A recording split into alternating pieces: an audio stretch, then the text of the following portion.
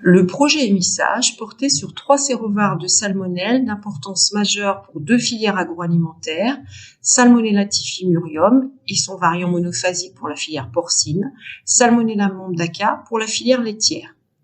2 partenaires instituts techniques, IFIP-Actalia, et un partenaire académique, le laboratoire de sécurité des aliments de l'ANSES de Maison-Alfort, ont ainsi étudié la diversité génomique de souches de salmonelle isolées de différents bassins de production. Cette caractérisation génomique a été menée sur 316 souches de Salmonella typhimurium et variant monophasique issues d'abattoirs porcins du Grand Ouest de la France.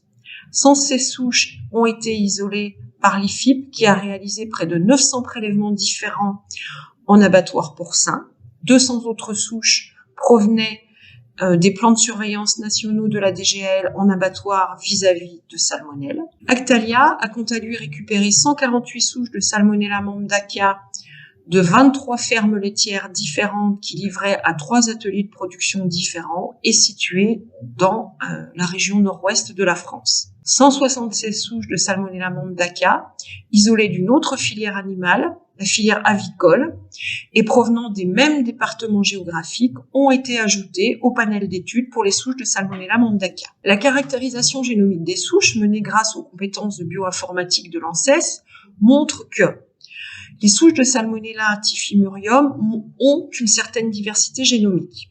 En revanche, celles appartenant au sérovar variant monophasique de typhimurium sont très peu diverses. C'est un peu comme si 1 à 2 clones de ce sérovar circulaient en France dans la filière porcine.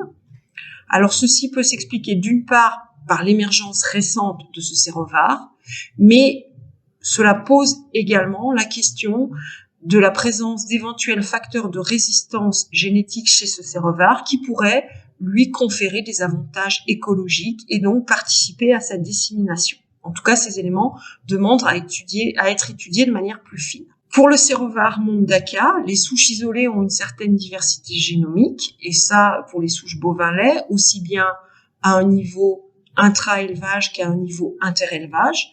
Par contre, on a pu constater que certaines souches portaient une proximité génomique assez importante avec des souches d'origine aviaire.